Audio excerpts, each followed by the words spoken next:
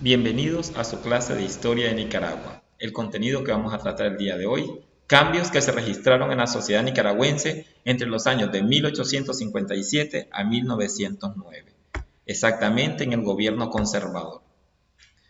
Al finalizar la Guerra Nacional, los dos principales caudillos fueron Tomás Martínez de Granada, Máximo Jerez de la ciudad de León, suscribiendo un acuerdo bipartidista que dio lugar a la puesta en vigencia de una nueva Carta Magna o Constitución Política de Nicaragua en 1858, que estableció las bases para la organización del Estado Nacional nicaragüense. Este periodo en Nicaragua es conocido como los 30 años del gobierno conservador. Durante estos 30 años sucedieron 7 gobiernos ligados por parentesco e intereses económicos a la oligarquía granadina. El Partido Democrático de León perdió la confianza de gran parte de la población a causa del error cometido al contratar a los filibusteros.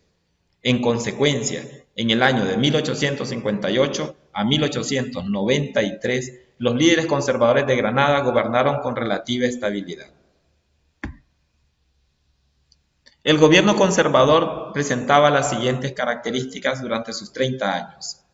Principales características del gobierno conservador: la alternabilidad en el poder del Estado entre los distintos miembros de las principales familias granadinas ligadas entre ellos, o sea que estaban de familia en familia, generación en generación, iban pasando el poder, como una monarquía parecido a eso. La estabilidad política y el respeto al orden institucional vigente en el país se caracterizó en ese momento. El impulso desde el Estado al desarrollo del modelo económico agroexportador. Aquí es donde Nicaragua se convierte en uno de los países de exportación principal a nivel de Centroamérica.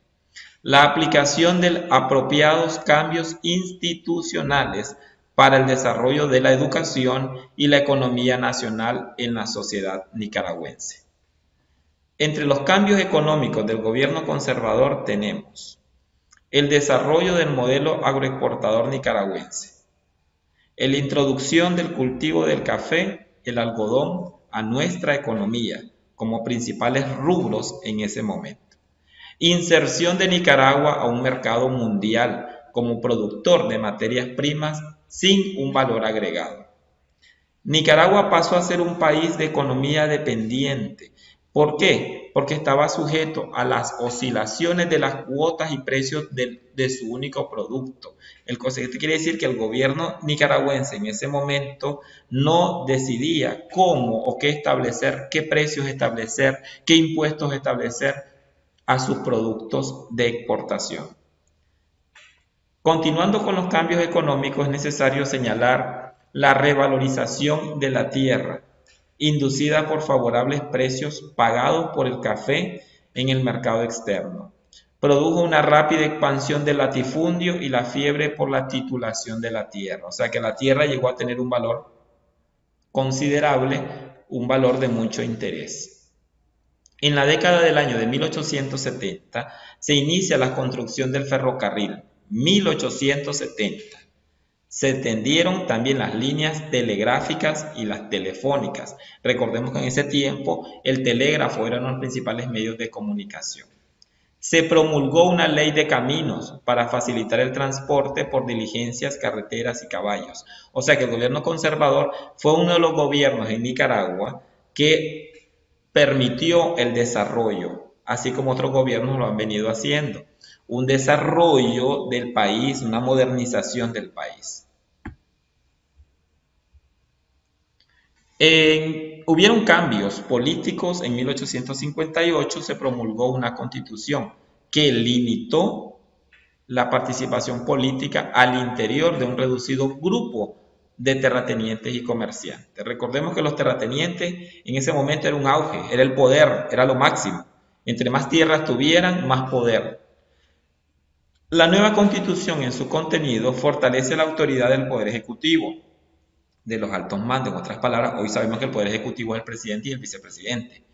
Es la constitución que tuvo la más larga vida en la historia de Nicaragua.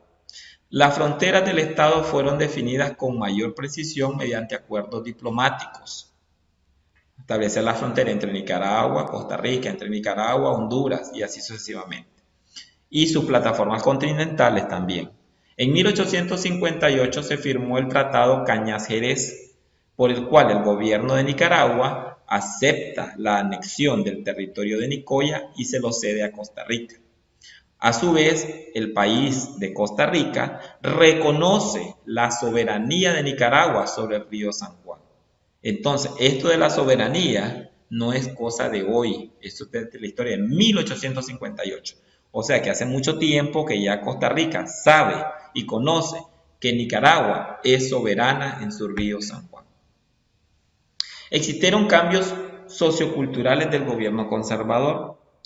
En ellos se creó el sistema de educación pública. Miren que qué agradecidos éramos en este momento, porque gracias al gobierno conservador se creó la educación pública. Ahora todos los niños y jóvenes tienen derecho a la educación desde el momento que se estableció en el país.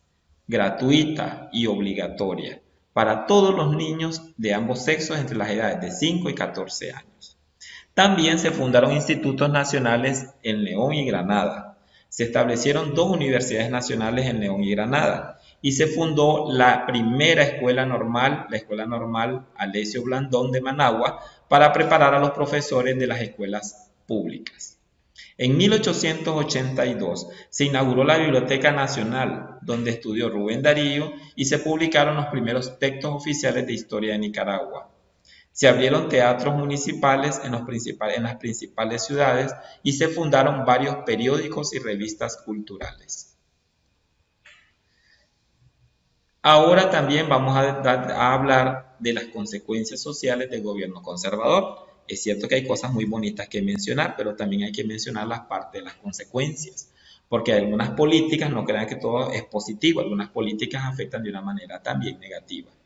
Muchas autoridades de esta época creían que las tradiciones populares de nuestro país, de nuestras regiones, de nuestros departamentos o principales ciudades, eran un obstáculo para alcanzar un progreso y difundir los valores culturales europeos, con los cuales se identificaban.